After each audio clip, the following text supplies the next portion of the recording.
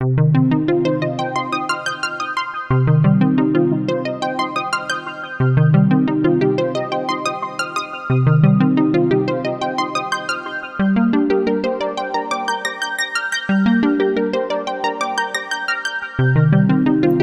pharynx s'étend de la base du crâne à la partie inférieure du cou.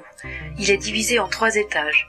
L'étage supérieur, appelé rhinopharynx, situé en arrière des fosses nasales, l'étage moyen ou oropharynx, situé en arrière de la cavité buccale, et l'étage inférieur ou hypopharynx, situé en arrière du larynx. Les amygdales palatines ou tonsilles sont situées de chaque côté sur les parois latérales de l'oropharynx, dans les loges tonsillaires.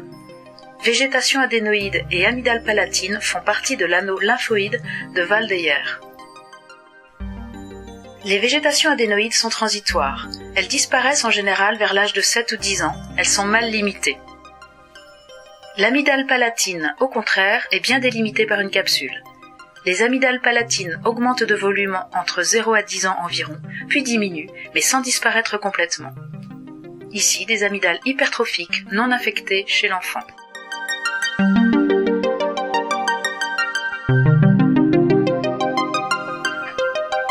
Les angines et pharyngites sont principalement d'origine virale et ne nécessitent une antibiothérapie que dans moins d'un tiers des cas. Aucun signe clinique ne permet de différencier de façon absolue une origine virale ou bactérienne. Ici, une angine érythémateuse chez l'enfant. La couleur ne suffit pas pour faire le diagnostic d'angine virale ou bactérienne. Ici, une angine érythémateuse avec purpura du voile. Ici, une angine à point blanc ou érythémato-pultacée bilatérale. Les angines érythémateuses ou érythémato-pultacées sont les formes les plus fréquentes des angines. L'angine vésiculeuse est toujours d'origine virale. Il s'agit ici de l'herpangine, due à un virus coxsackie du groupe A, entérovirus, et localisé au pilier et au voile. Ici, une gingivostomatite herpétique correspondant à une primo-infection. L'antibiothérapie dans le traitement d'une angine ne doit pas être systématique, sauf en cas d'infection à streptocoque bêta-hémolytique du groupe A, prouvée par un test de diagnostic rapide, positif, ou de terrain prédisposant au rhumatisme articulaire aigu. La scarlatine est une toxi-infection due à la diffusion à partir du foyer amygdalien d'une exoenzyme érythrogène qui n'est sécrétée principalement que par des streptocoques du groupe A.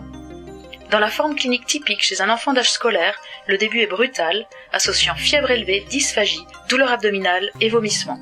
L'angine est érythémateuse accompagnée d'adénopathie sous-ambulo-maxillaire. Après 1 à 2 jours, apparaît un exanthème rapidement progressif, sans intervalle de peau saine, prédominant au pli de flexion, mais respectant les extrémités et la région péribuccale. L'exanthème de la scarlatine s'accompagne d'un énanthème avec une langue d'abord saburale, puis devenant rouge framboisé au 5e jour, de grande valeur diagnostique dans les formes atténuées. Il est nécessaire d'effectuer une recherche de protéinurie à la 3e semaine.